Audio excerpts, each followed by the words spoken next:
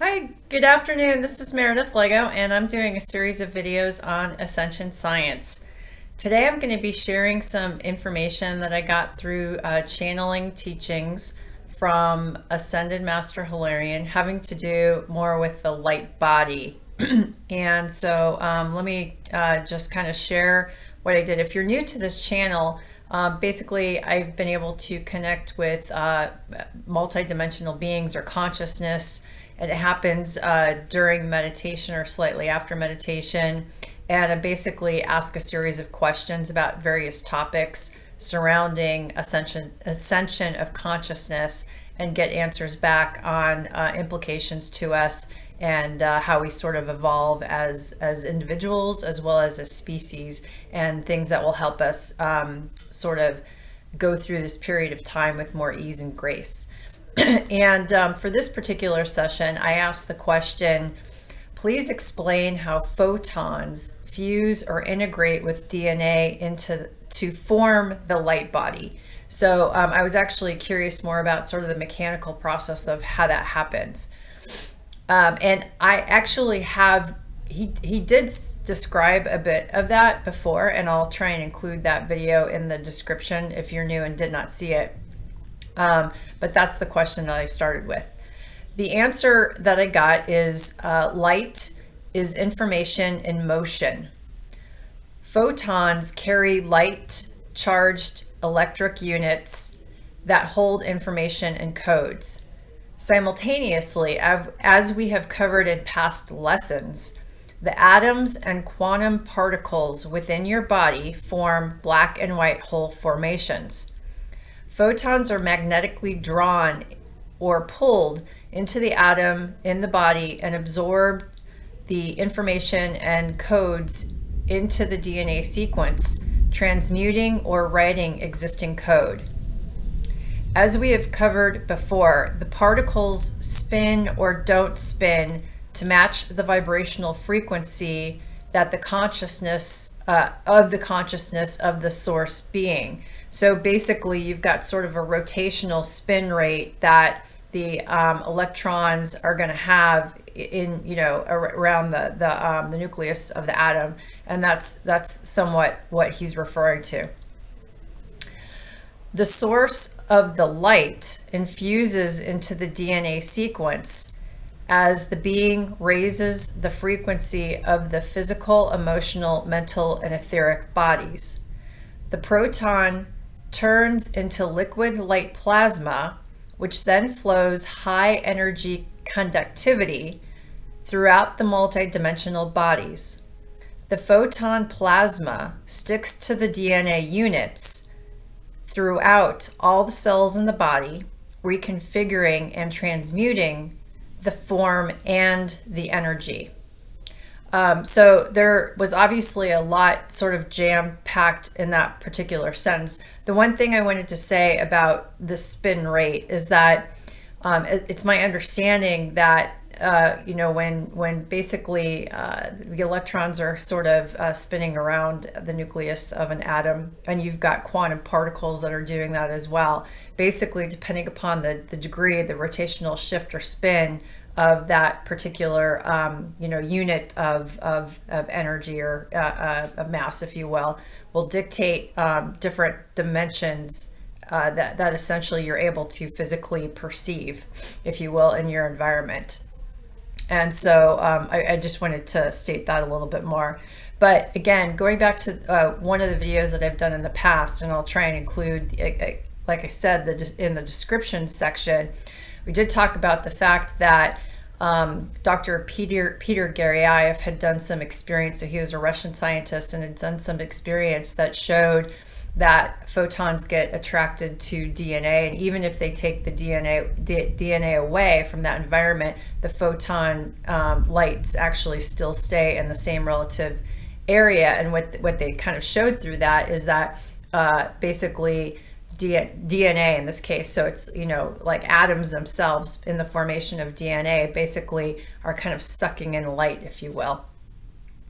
So that was an interesting concept. So he brings that up again, but then also obviously says that the protons themselves turn into liquid light plasma, which then flow high energy conductivity throughout the multidimensional bodies. And then that obviously is causing the DNA codes to sort of interweave throughout the body and the DNA, and that allows for the sort of the transmutation or the evolution of the energy itself, which also has a different form. And I have to imagine that some of that is happening because this type of energy, assuming that it's kind of carrying a higher vibrational frequency or a higher frequency, is going to be emitting a slightly higher pitch or tone or octave.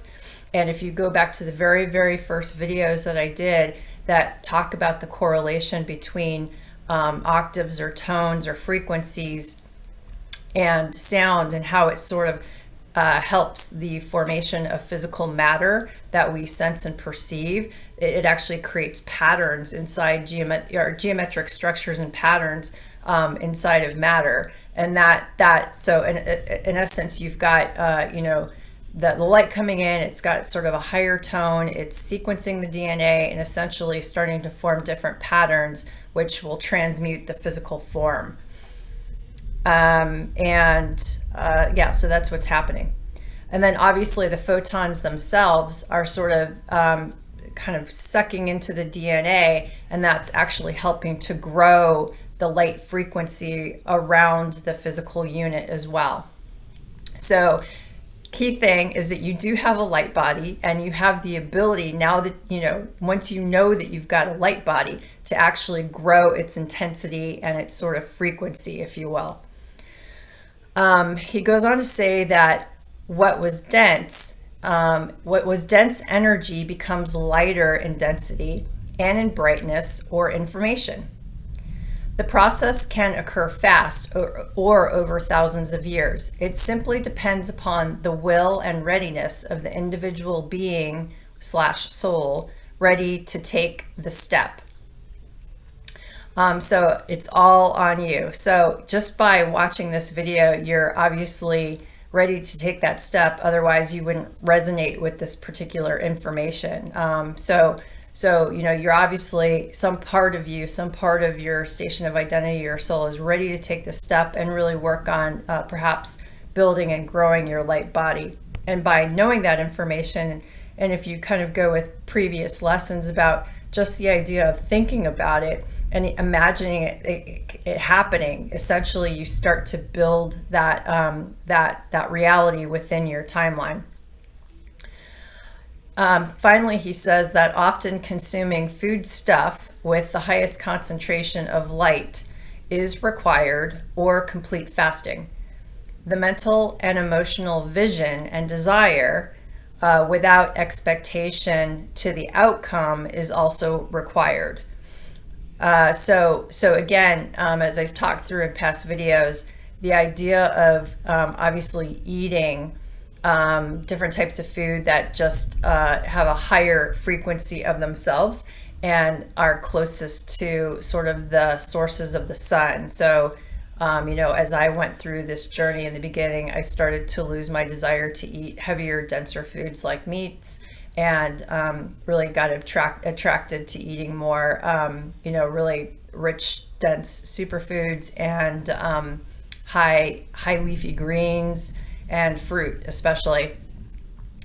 And then in addition to that, what he says here as well is that just the idea of having the mental and the emotional vision, so sort of creating the intention or that vision backed up with sort of the emotional frequency that goes with it, starts to put consciousness down a path in order to sort of manifest that reality in that timeline. So again, you're putting yourself and switching into a timeline, if you will, that already exists, in which you're starting to really build out your light body. So those are some more information that I was able to gather on just the changes that are going on within the human body, and how obviously intention can play a role with this. One of the things I did want to mention is that this ties, I think, a lot to what's been happening this last week which is we've had a huge influx of solar energies that are coming in. I have actually an app on my phone that tracks that, and we've been hitting sort of critical levels that have hit really all week, and it can have effects on different people, kind of depending upon how much energy they've got sort of trapped within their body that needs to be cleared, miasmas that need to be cleared, and what their eating habits are, let's say. So essentially, a lot of these energies coming in, again, are carrying a higher amount of sort of gamma radiation, and that is just a higher frequency. So what can be helpful during this time is to consume foods that help with high conductivity of light and electricity through your body, because that's essentially what's happening. So lots of water is really key, because if when I was first going through this and didn't quite understand it all, when these things would hit, I would get headaches, just headaches. I would actually feel very pressure compressed. It's almost like I had pressure compressing on me, and I'd be in the middle of like meetings through Zoom, because I kind of work at home, but like I'd feel like I was going out of body and then yet being compressed simultaneously. It was very bizarre. In addition to that, you could get really hungry. So there's different quote unquote ascension symptoms that go on. And a lot of it does tie to the sun cycles that we're going through, especially this week. Another thing that can really help eliminate or ease that would be obviously drinking water, but also infusing yourself with salt. And not just any type of salt. So there's obviously different types of salt that are out there, but bioplasma salts can be very helpful. So they're sort of the range of salts that really help with the conductivity. I think lemon can be helpful. So I would do your own research on different types of food substances that you can do to help sort of clear your body and help with improving the conductivity of electricity and energy throughout your body, especially during this time. Fasting can also help as well. So anyway, I just wanted to pass that on because it was timely. Even though I channeled this many months ago, it was actually a timely topic given what's hitting our planet right now. So with that, I hope you have a great rest of your evening and day, wherever you kind of are, or whatever time of the day that you're watching this. And if you resonate with this content and you're new to seeing this video for the first time, I encourage you to subscribe and see future content. Thanks very much, and have a great rest of your day.